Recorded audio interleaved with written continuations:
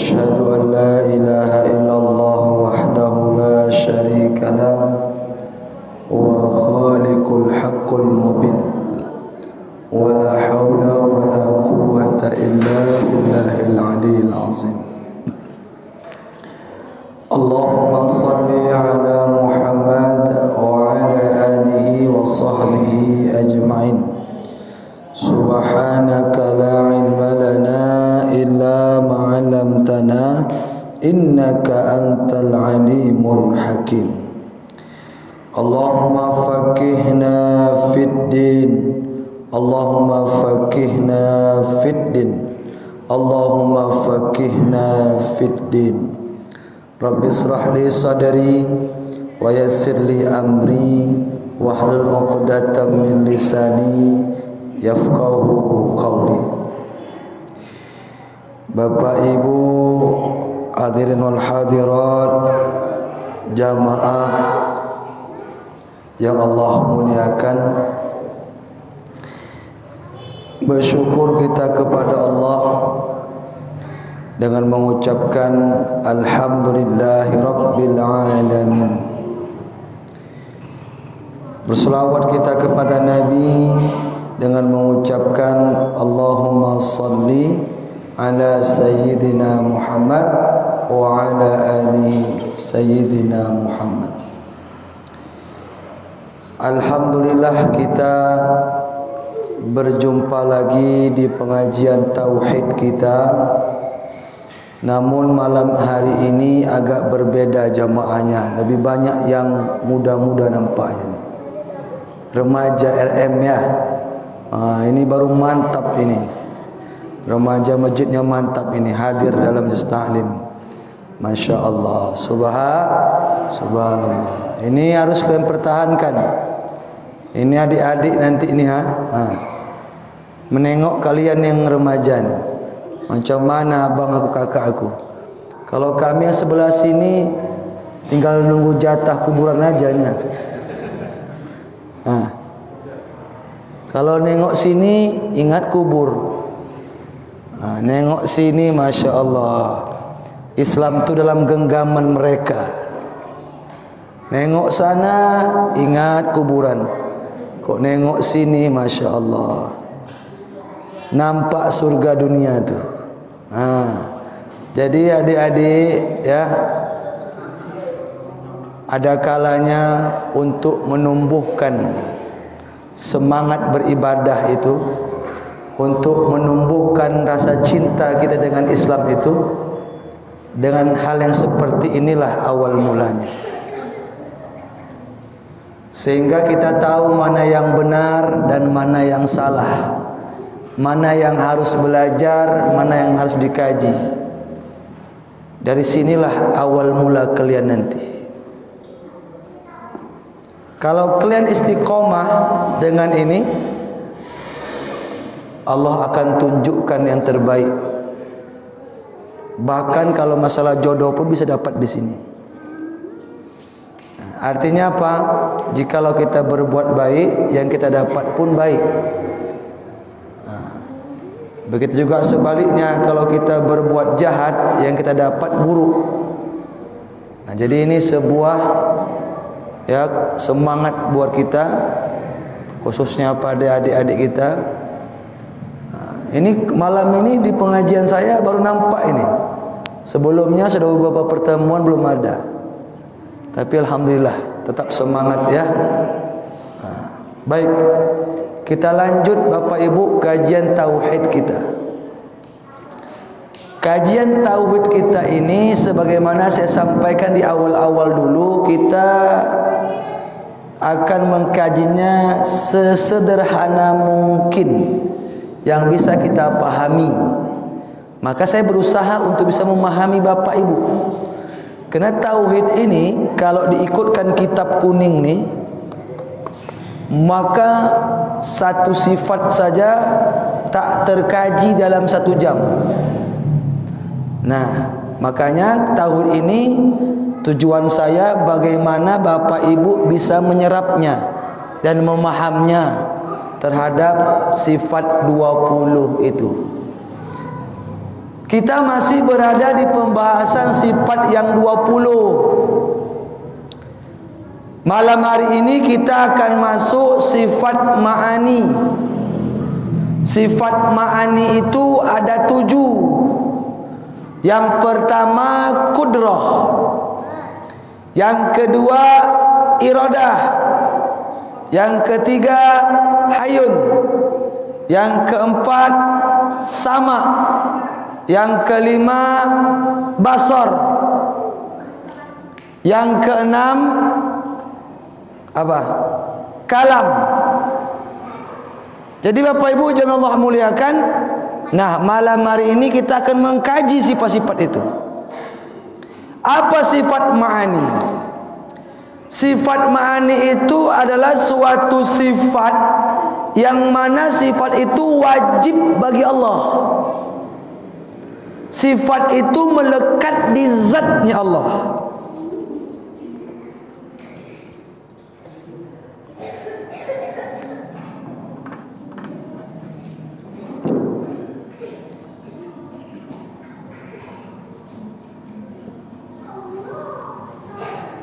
Allah.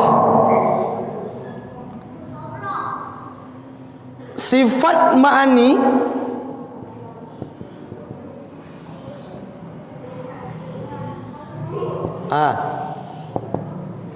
apa itu sifat ma'ani? Sifat yang melekat pada zat Allah, zat.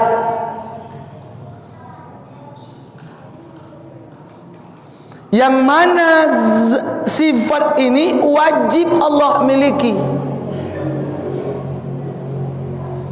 Dan dia ada 7.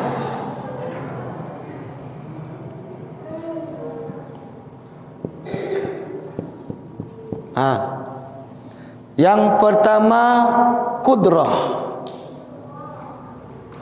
yang kedua iradat, yang ketiga apa? Ada yang hafal? Kudrah, iradat, ilmun. Boro-boro ingat ustaz. Yang semalam jadi lupa awak. Enggak apa-apa, namanya belajar Pak ya. Saya bingung ini, nanti kalau saya kesini bapak ini tak nampak. Tak apa-apalah. Arah sini aja lah yang nampak. Kalau sana kan masih ada peluang belajar. Kalau sini kan udah akhir-akhir ini. Ilmun, hayun, sama, basar, kalam, kudrah, kuasa, iradah, kehendak. Kita artikan satu-satu. Ilmun, mengetahui. Hayun, hidup. Sama, mendengar. Basar, melihat. Kalam, berbicara. Bapak Ibu jamaah Allah muliakan, nah lihat. Sifat ma'ani, sekali lagi saya ulangi. Sifat ma'ani adalah suatu sifat yang wajib Allah miliki pada zatnya.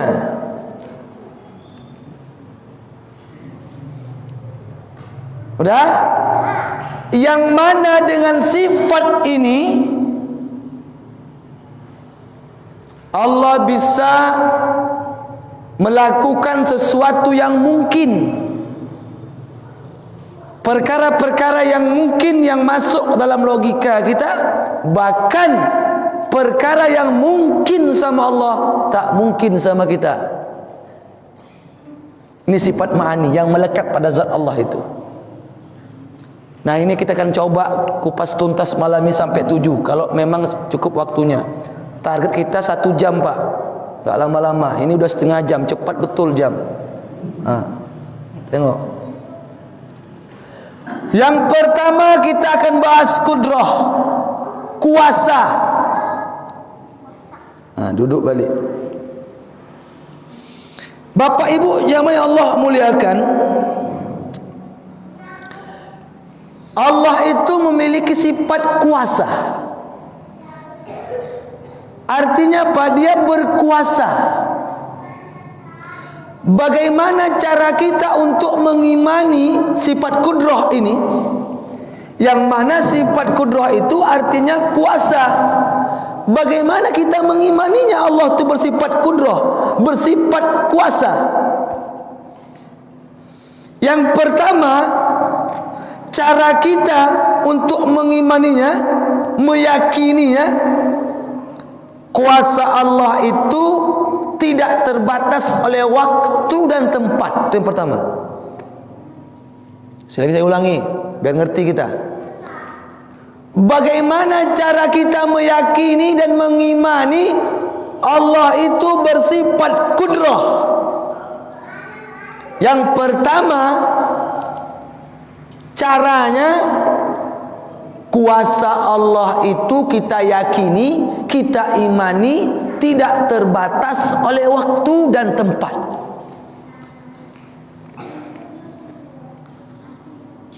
Beda dengan kita Bapak Ibu. Kalau kekuasaan kita ini terbatas oleh waktu dan tempat, betul apa tidak?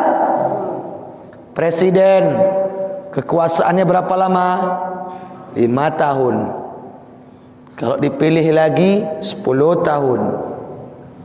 Makanya selama itu pandai-pandailah buat kebijakan, ya kan? Pandai-pandailah ngolah duit. Nah, kenapa? Karena dia mempunyai kekuasaan terbatas. Pak Kades gitu juga, kekuasaannya terbatas. Paling yang namanya Kades berapa lingkungan dia kuasai? Paling banyak, tergantung ya luas daerahnya. Kalau Kades ini berapa? Kades Mencirim nih berapa dusun? 11. Kekuasaan Kades Semencirim cuma 11 dusun. Ini kau dengar nih, kenapa pula aku pula sebut nih katanya. Datang dia Pak Kadesnya? Enggak ya. Terbatas oleh waktu, terbatas oleh tempat. Allah tidak. Menandakan Allah itu kuasa dia tidak terbatas oleh waktu. Kekuasaan dia sudah ada sebelum segala sesuatu ini tercipta. Kekuasaan dia, Masya Allah. Coba kita bayangkan.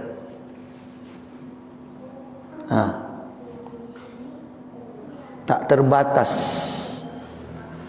Kekuasaan kita selaku ayah, Pak, terbatas tak? Terbatas. Mati kita jadi ayah lagi? Tidak. Terbatas. Ibu, kekuasaan ibu di rumah tangga, di rumah aja. Di mana? Kecil tempatnya, di dapur. Suka hati ibu lah tu mau masak apa? Mana kami yang ngatur? Kekuasaannya di dapur. Jadi terbatas Bapak Ibu jamaah Allah muliakan. Jadi cara yang pertama untuk kita mengimani dan meyakini Allah itu berkuasa, yakinilah kuasa Allah itu tak terbatas oleh waktu. Sederhana enggak pahamannya? Sederhana ya, pemahamannya sederhana ya. Kalau kita kuasa kita terbatas oleh waktu. Hari ini kuasa kita ya paling bisa sampai jam 12 malam. Habis itu telap kita, tidur, tak berkuasa lama lagi. Kenapa? Dibangun tetap mau bangun apa? Letoy. Ya kan? Kuasa kita. Kalau kita tak makan, berpengaruh nggak dengan tenaga? Pengaruh, lemas. Kita bisa menguasai sesuatu bertenaga karena kita makan. Nah, makanya terbatas oleh waktu. Itu cara yang pertama. Cara yang kedua, bagaimana cara kita meyakini dan mengimani sifat Allah itu bersifat kudrah? Kuasa Allah itu tidak pada satu makhluk saja. Allah berkuasa nih tidak pada satu makhluk saja. Kekuasaan Allah, kekuasaan Allah tidak pada satu makhluk, tapi semua makhluk, baik yang di bumi maupun di langit dan seluruh alam yang Allah ciptakan, baik alam nyata, alam ghaib, alam maya, medsos, semua Allah kuasai. Betul apa tidak? Betul. Jadi kuasanya itu menyuruh jin, malaikat, apalagi manusia, hewan, tumbuhan, benda mati, dah alam gaib, alam nyata, semua kuasa dia berada di situ. Nah, makanya Bapak Ibu jamaah Allah muliakan. Nah, jadi cara yang kedua kita mengimani sifat kudrah ini adalah kita meyakini kuasa Allah itu tidak pada satu makhluk saja. Coba tengok orang kaya. Orang kaya, orang kaya raya lah, gitu kan. Jadi kalau ada orang kaya raya, pemahaman kita orang paling kaya.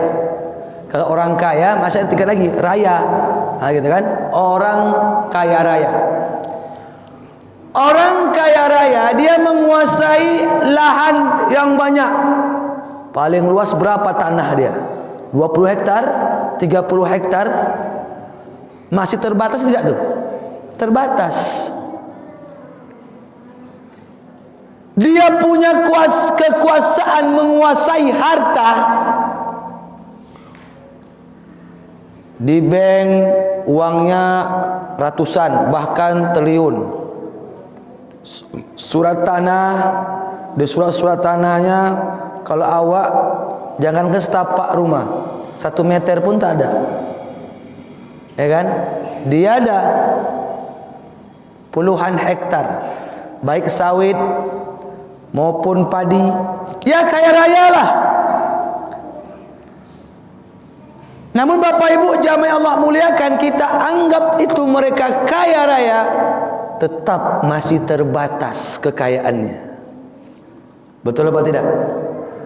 Sedikit saya mengulang sebuah kisah. Kisah ini menjadi contoh buat kita. Artinya orang kaya ini tak ada apa-apanya dibandingkan kekuasaan Allah ini. Bapak Ibu kenal Nabi Sulaiman? Kenal? Bu, kenal Nabi Sulaiman?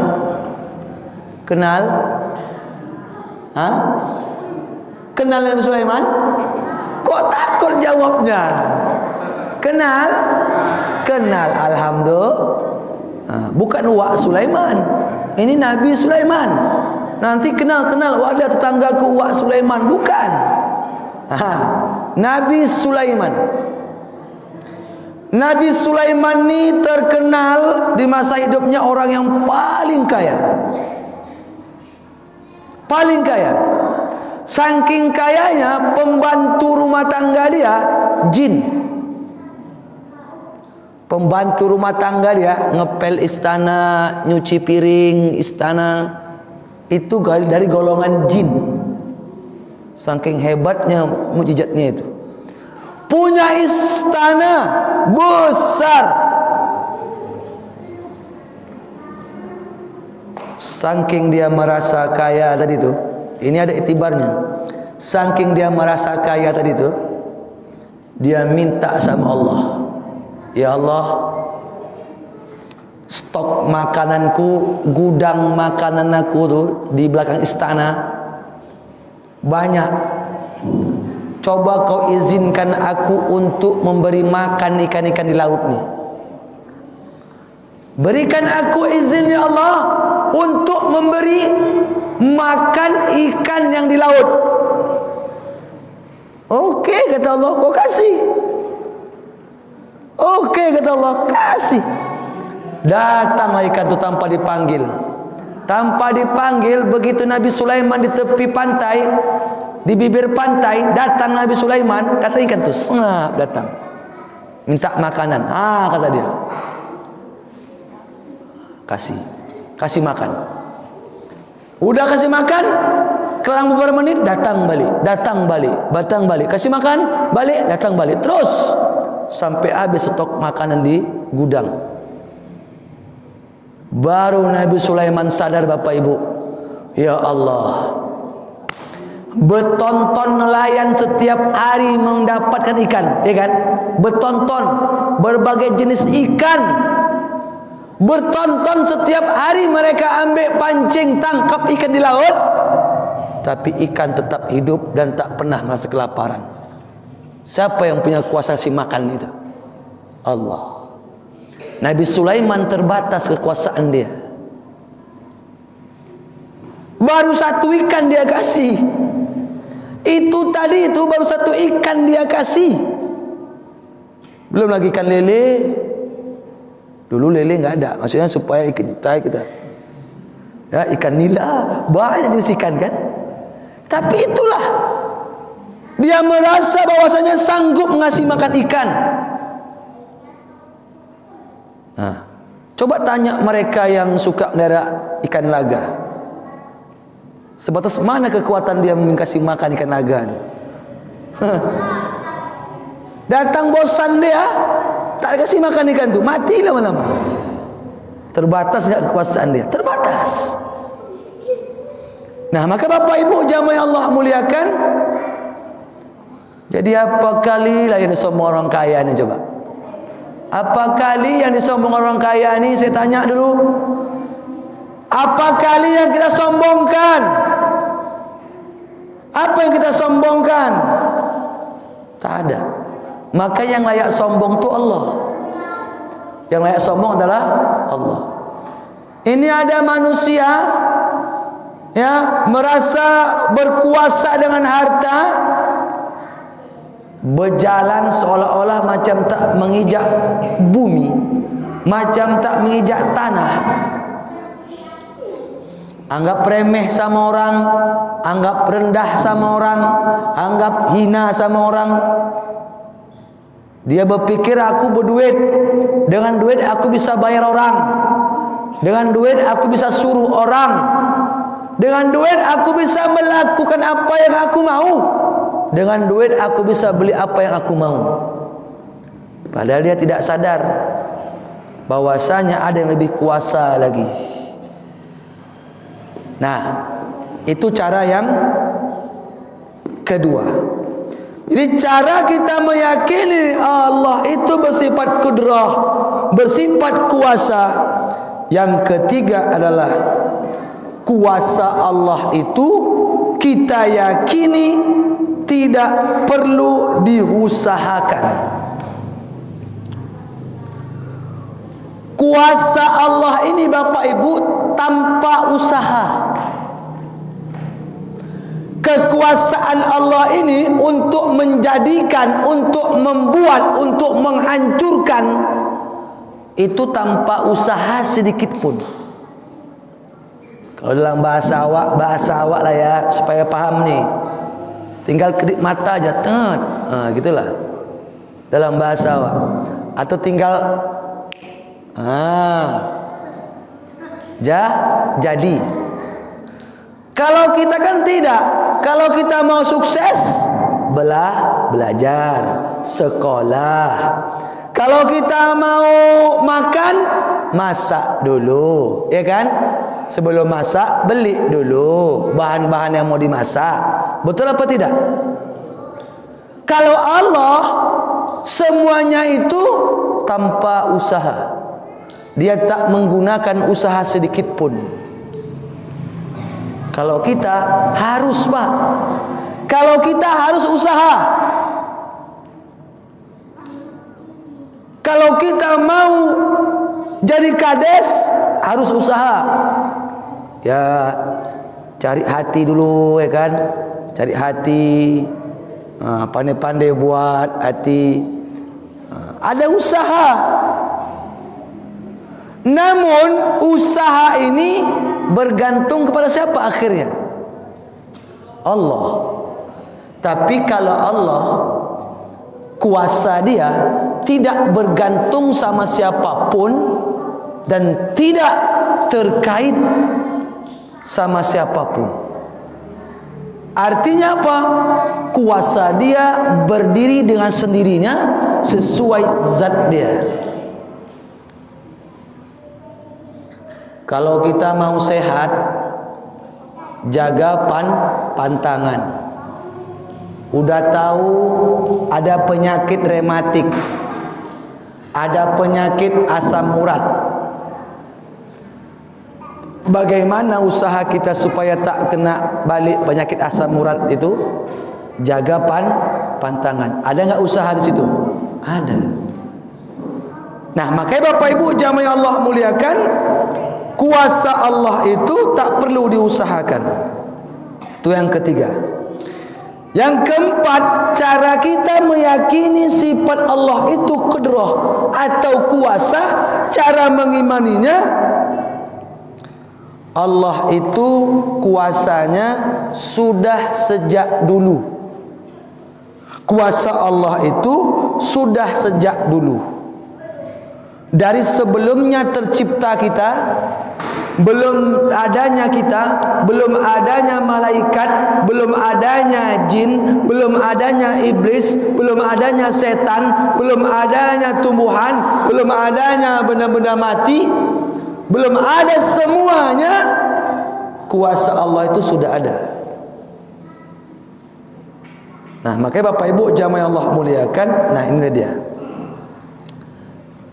Apa bukti dalil bahwasanya Allah itu berkuasa?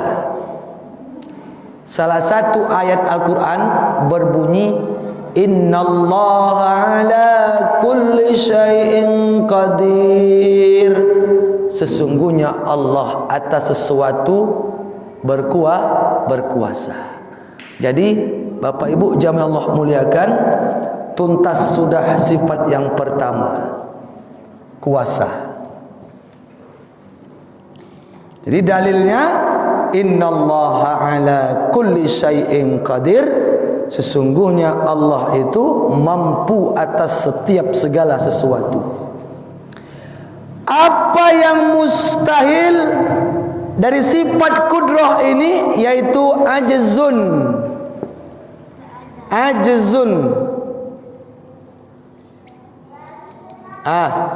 Tidak mampu artinya. Nah, ini mustahil bagi Allah. Yang cocok ini siapa? Kita. Kita tiada upaya, ya kan? Tiada daya dan tiada upaya, itu kita. Maka kita digolongkan kepada ajzun, tidak mampu.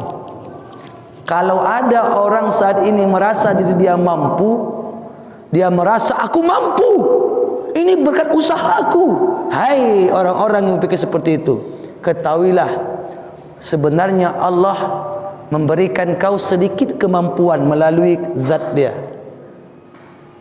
Betul? Ya, kita tak mampu.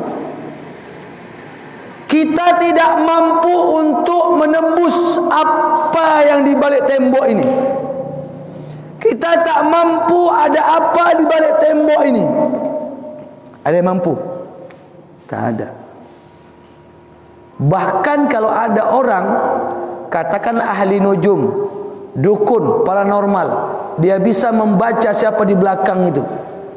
Itu pun dia berbicara sama jin. Jin itu pun kalau tanpa kuasa Allah, dia pun tak tahu. Nah, makanya saya katakan ketidakmampuan ini tak layak untuk Allah. Yang layak itu kita. Maka sifat kudrah ini sudah layaklah dimiliki oleh Allah Subhanahu wa taala yang bersifat kuasa. Dah. Cepat betul waktu ni. Nah, yang kedua iradah. Apa itu iradah? Kehendak. Allah itu berkehendak. Bukan kita aja yang punya kehendak. Allah pun berkehendak. Namun Bapak Ibu jamaah Allah muliakan, kehendak kita ni tak terlepas dari kehendak Allah. Saya ulangi lagi. Kita sama Allah sama-sama berkehendak. Betul? Kita punya kehendak. Apa tu kehendak? Keinginan. Semua yang hadir di sini punya keinginan dan punya kehendak. Namun kehendak dan keinginan kita tak sama dengan kehendak dan keinginan Allah Subhanahu wa taala. Sebab begitu. Karena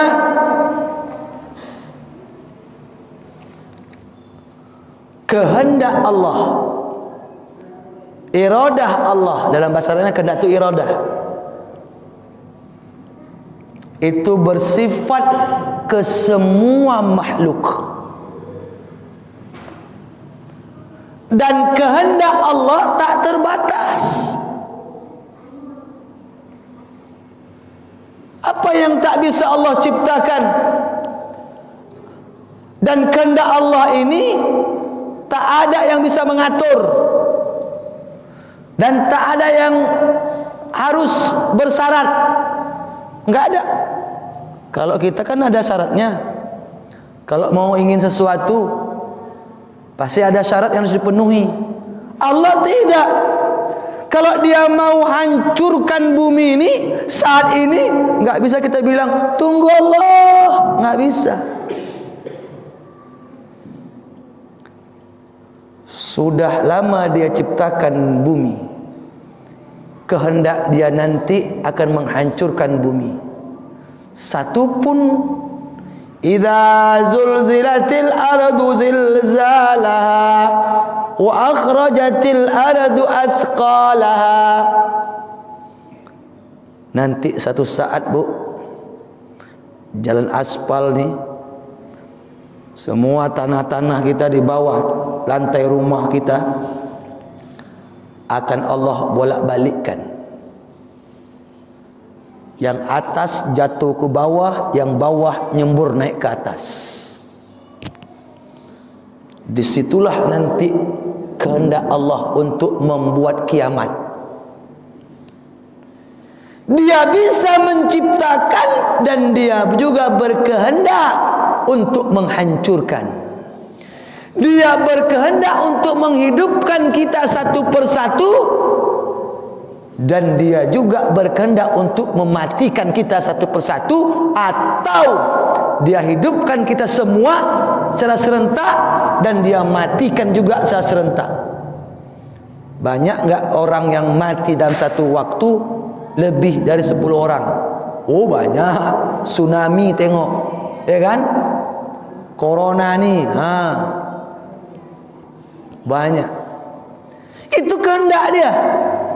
Enggak bisa kita bilang nanti, tunggu ya, sabar, aku mau sholat dulu, enggak mau tobat, enggak bisa. Kenapa? Karena dia sudah berkehendak, dan kehendak dia tidak ada yang mengaturnya. Dan kehendak dia tak terpaksa. Kadang kan kalau kehendak kita ni ada yang memaksa kan? Terkadang. Kalau kita kadang-kadang mau berbuat kehendak kita ni, kadang-kadang kena ada keterpaksaan. Kau kenapa buat begitu? Aku dipaksa. Kenapa kau bisa berkeinginan seperti itu? Aku dipaksa. Aku terpaksa. Kenapa kau berbuat begitu? Aku terpaksa. Tapi Allah tidak. Tidak ada keterpaksaan bagi Allah untuk membuat segala sesuatu di muka bumi ini. Nah, maka Bapak Ibu jamaah Allah muliakan, kita bisa merasakan hidup saat ini itu kena kehendak Allah. Karena kehendak Allah. Kita berdoa, berkehendak, ya Allah, murahkan rezekiku, ya Allah, berkehendak, berkeinginan, ya Allah, amankan rumah tanggaku, selamatkan lingkunganku, macam-macam kita berdoa. Ya, itu kehendak kita. Ada kalanya kehendak kita, ada kalanya keinginan kita pas lagi sesuai dengan kehendak Allah. Saya ulangi. Di dalam kehidupan kita Bapak Ibu, ada memang pas keinginan kita sama dengan keinginan Allah, sehingga sesuatu itu terjadi. Tapi ada kalanya memang kehendak kita ini tak sesuai dengan kehendak Allah. Itu pun juga kita imani, kita percayai. Macam kalian memilih pasangan, pengennya ganteng, pengennya ini, semualah kehendak kalian yang mau perfect tuh. Tapi Allah kasih yang lain. Kita pengennya, kehendak kita inginnya apa? Yang hidung mancung ke depan. Alhasil kehendak Allah dapatnya mancung ke belakang, alias pesek. Ingin kita kayak si Polan. Ini kena anak remaja kan, agak contohnya agak milenial sedikit. Pengen dapat yang dia ada keretanya, ya kan? Ternyata nggak dapat yang kereta, yang dapat yang bersepeda, ya kan? Jadi ya sudah, itulah kehidupan, kehendak Allah. Maka jangan jadi salah dalam memahami kehendak Allah ini atau irada Allah. Kena baik dan buruknya itu tak lepas dari kehendak Allah. Ya. Walaupun keburukan itu sebabnya kita, ada juga orang mau berbuat jahat, kena kehendak Allah tak jadi berbuat jahat.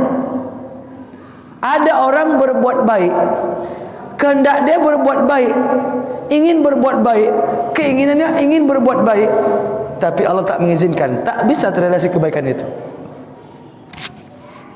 Nah, makanya Bapak Ibu jemaah Allah muliakan, kehendak Allah ini bisa terjadi bukan hanya yang dapat menerima akal, tapi yang tak diterima oleh akal pun bisa terjadi kalau sudah kehendak Allah. Apa contohnya? Sesuatu kehendak Allah yang tak bisa dilogikakan. Contoh seperti Maryam, ya kan? Maryam tuh sampai heran, ya Allah, bagaimana aku bisa hamil? Orang aku tak pernah disentuh oleh laki-laki. Beda kalau Maryam zaman sekarang. Kalau Maryam zaman now, macam-macam disentuh dah. Sini semua habis sentuh. Kalau Maryam zaman dahulu tak begitu. Lam yamsasni bashar. Ya Allah, bagaimana aku bisa punya anak? Aku belum disentuh oleh laki-laki. Apa kata Allah? Idza arada syai'an ayyakulu lahu kun fayakun. Maryam, kalau sudah Allah berkehendak, Dia akan jadikan itu hamil, melahirkan Nabi Isa alaihissalam. Betul atau tidak? Nih, baru-baru ini nih, di bulan Rajab kemarin, peristiwa Isra Mi'raj. Nggak logis dalam akal kita. Perjalanan dari Mekah ke Palestina, hanya ditempuh dengan jarak tak sampai 1/4 malam. Padahal dari Mekah Palestina itu lebih kurang 3.000-an kilometer. Kalau naik unta itu memakan lebih kurang 4 bulan Pernah naik unta, Pak? Mana pernah? Pernah naik unta, Bu? Pernah naik kambing? Pernah ya? Unta. Tapi tidak atas iradah Allah, kehendak Allah. Maka diperjalankanlah Nabi Muhammad sampai ke Palestina. Dari Palestina naik ke Sidratul Muntaha, hanya separuh malam saja.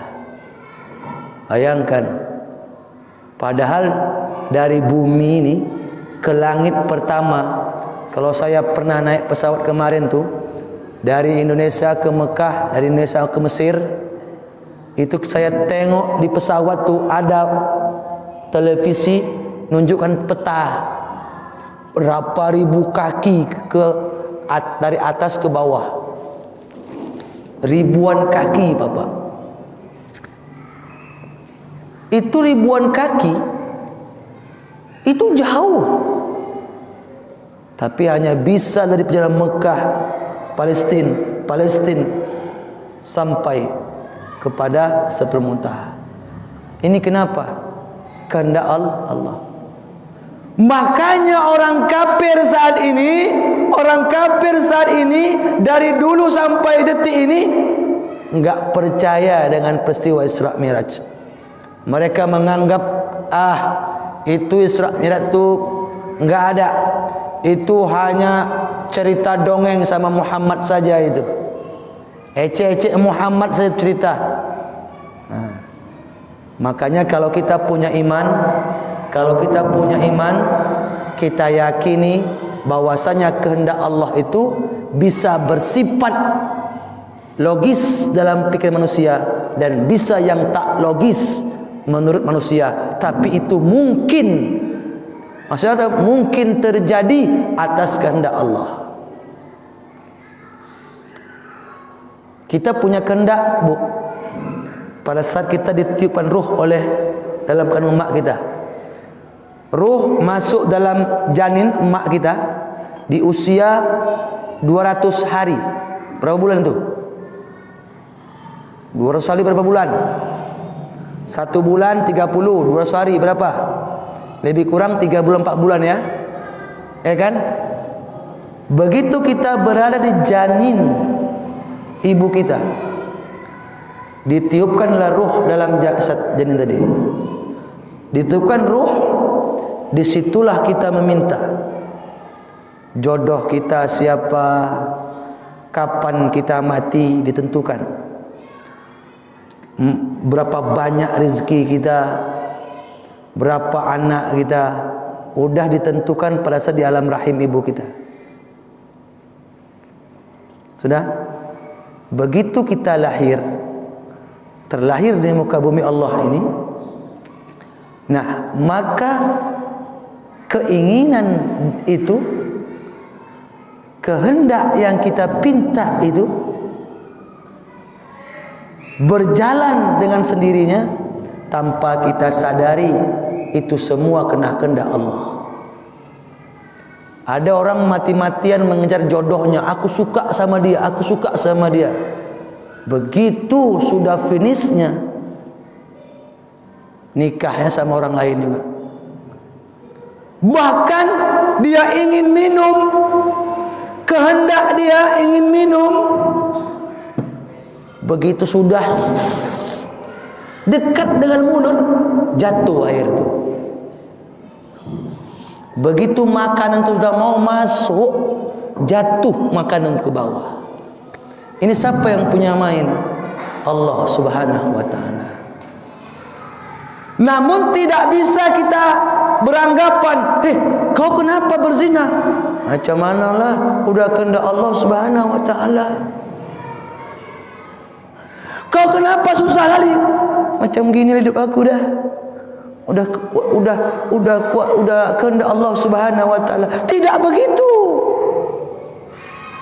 Kau kenapa enggak mengaji? Macam beginilah, macam lagi. Kenapa kau tak baca Quran? Udah macam gini Allah buat, malas saja aku. Tak bisa.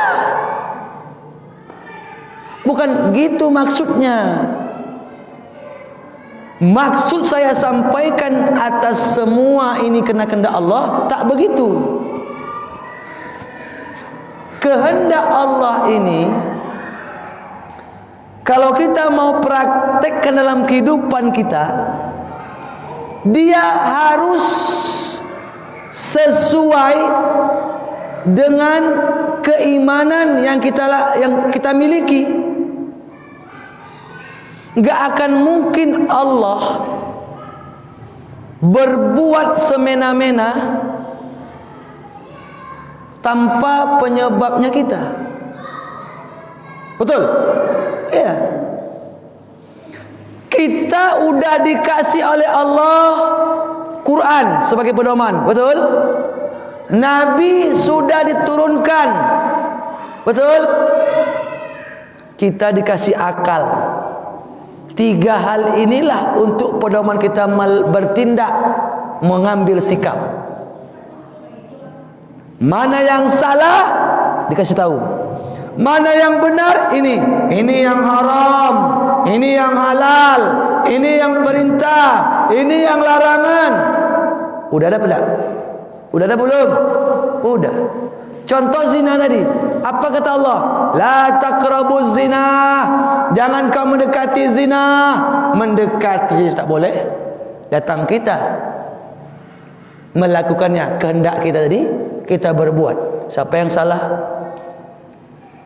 Walaupun keburukan dan kebaikan itu tak terlepas dari kehendak Allah, tapi penyebabnya bukan kerana Allah, penyebabnya adalah kita. Tapi segala sesuatu yang terjadi memang atas kehendak Allah Subhanahu wa taala. Dah selesai sifat yang kedua. Terakhir, biar pas 1 jam setengah. Tadi kita mulai jam 8:30. Ini jam 9, berarti 1 jam kita mulai. Nah, tengok, karena saya tengok enggak ada yang mengantuk. Jadi saya lamakan aja. Tapi kalau banyak mengantuk, saya langsung endkan terus. Ya, masih banyak semangat. Ya, baik. Kasih kopi. Baik, yang ketiga Bapak Ibu jami'ah Allah muliakan, Allah itu bersifat ilmun, mengetahui. Mengetahui. Ilmunya Allah tidak sebanding dengan ilmu kita. Ilmunya Allah, ilmunya kita tidak sebanding dengan ilmunya Allah. Terbalik saya tadi. Ilmu kita ini terbatas. Ilmunya Allah tanpa ada belajar. Kalau kita harus belajar. Kayak gini.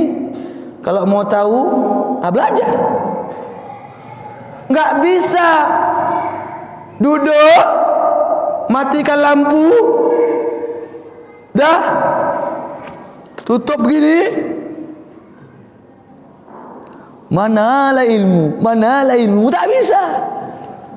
Harus berguru. Berguru.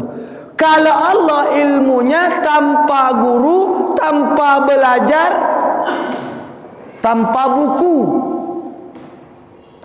Dan ilmunya Allah itu luas, seluas-luasnya, tanpa ada batasan sedikit pun, tanpa ada ruangan sedikit pun ilmu Allah itu.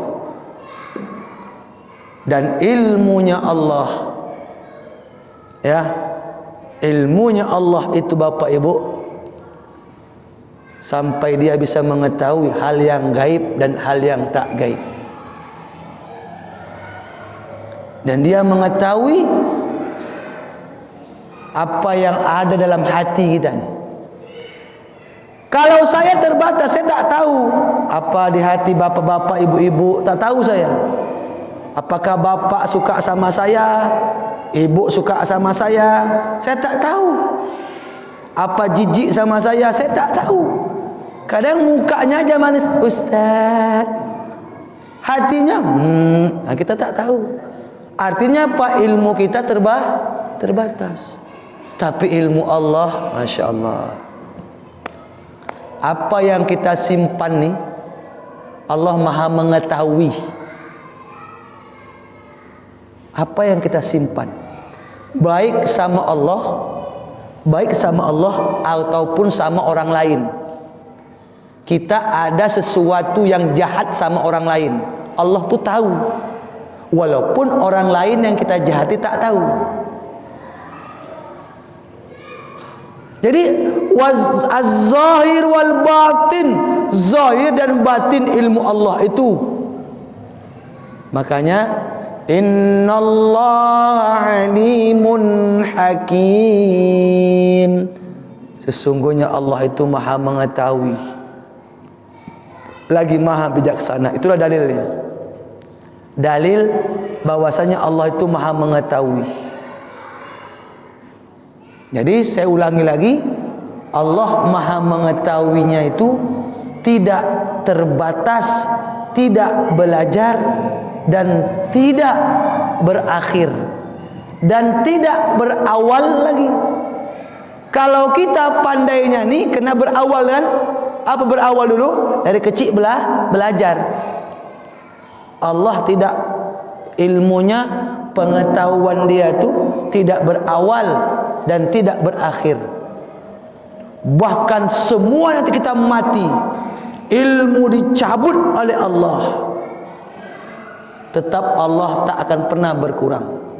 Jadi apa sifat mustahil bagi Allah itu? Adalah al-jahil, bodoh. Allah tu tak bodoh. Mustahil Allah bersifat bodoh. Mustahil. Adapun ilmu yang kita miliki ini Bapak, kalau mau kita ibaratkan, ada sebuah jarum, katakanlah jarum pentol. Jarum pentol itu kita tancapkan, cucukkan ke laut, cucukkan, udah cucukkan, angkat. Ketika kita angkat, ada netes nggak? Netes di jarum tuh kan? Satu tetes itulah ilmu Allah yang diberikan kepada kita. Satu tetesan jarum, udah angkat kan netes dia. Satu tetesan itulah ilmu Allah yang diberikan kepada kita. Satu tetesan ilmu itu sudah sanggup membuat indahnya masjid ini. Tengok kaligrafinya, desain masjidnya, gedung bertinggi-tinggi. Baru ilmu yang setetes tuh. Coba seandainya Allah kasih ilmunya seluas lautan itu, bagaimana manusia nih? Masya Allah. Yang setetes nih bisa buat kereta, canggih betul. Nih dia punya otak manusia, dikasih ilmu sama Allah. Ini ada orang nggak mau. Apa itu ilmu? Yang penting cari makan, kata dia. Dia nggak tahu cari makan itu harus ilmu juga, ya kan? Kalau nggak ada ilmu, nggak bisa. Harus ilmu. Gak usah kau kuliah nak, ngabisi duit. Mendingan kau bantu mama ayah ni jualan. Jualan itu pun perlu ilmu juga, betul tidak? Iya. Diajari dulu macam mana. Ilmu. Dia pikir ilmu itu hanya sekedar sekolah. Tidak. Ini ilmu. Kita ini bukan sekolah nih. Ini ilmu. Nah makanya ilmu yang setetes itu Bapak Ibu, itulah ilmu yang Allah berikan sekecilnya, yang mana yang kecil itu bisa membuat dunia ini maju berkembang saat ini. Namun apapun dia, tetap tak tertandingi ilmu Allah Subhanahu wa taala. Dan jangan gara-gara ilmu membuat kita sombong. Mentang pandai, cerdas, banyak karya, berjuara, macam-macam lah, ya kan? Alias sombong. Udah ada orang yang merasa pandai, namanya Hamman, merasa hebat, merasa paling alim, paling berilmu. Allah tenggelamkan. Makanya kita ni Bapak Ibu jamaah Allah muliakan, ilmu pengetahuan yang kita dapat ni hanya Allah memberikannya. Jadi malam ini cukup 3 sifat saja yang kita pelajari. Ya, masih ada lagi pertemuannya, udah habis ya. Kena Ramadan. Allah. Lanjut sampai jam 12. Ya. Baik, ada waktu 15 menit untuk bertanya.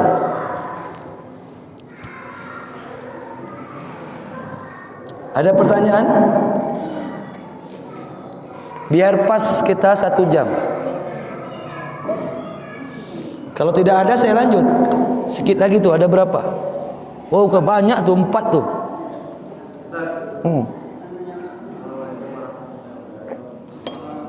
Waalaikumsalam.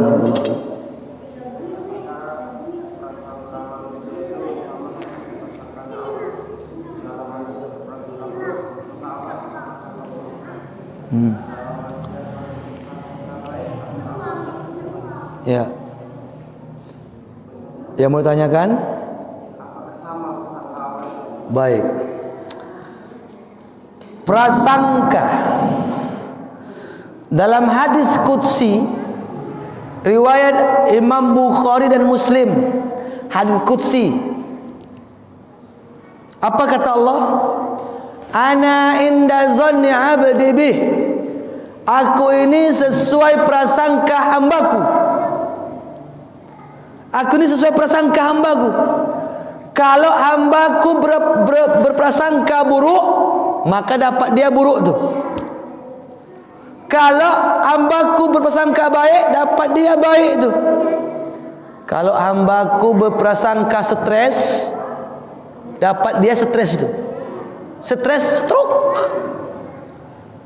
Kalau hambaku berprasangka aku sehat, aku sehat, aku sehat, sehatlah dia.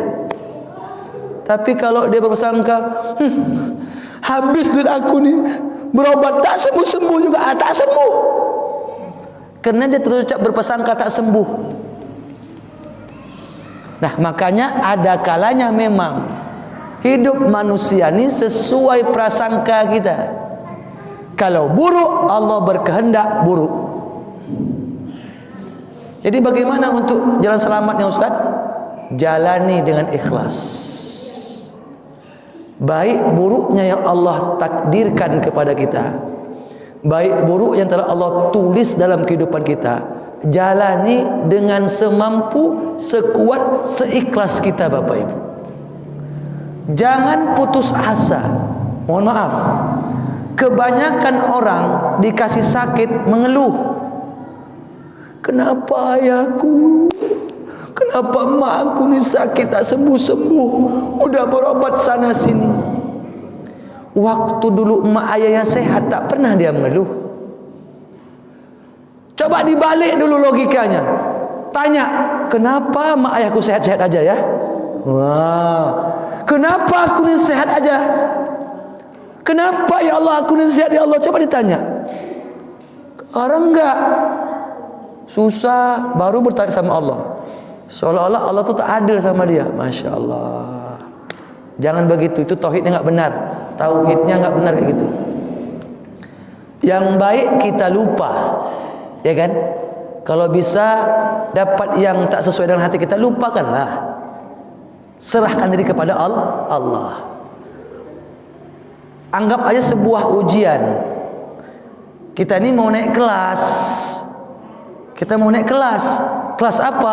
Kelas keimanan. Allah mau mengupgrade, Allah mau mengupdate, Allah mau menambah iman kita dengan berbagai cara. Termasuklah dengan sesuatu yang tidak kita inginkan. Mengerti? Ya. Paham ya? Ada lagi? Pertanyaan? Tidak ada? Oh, sekali lagi. Baik.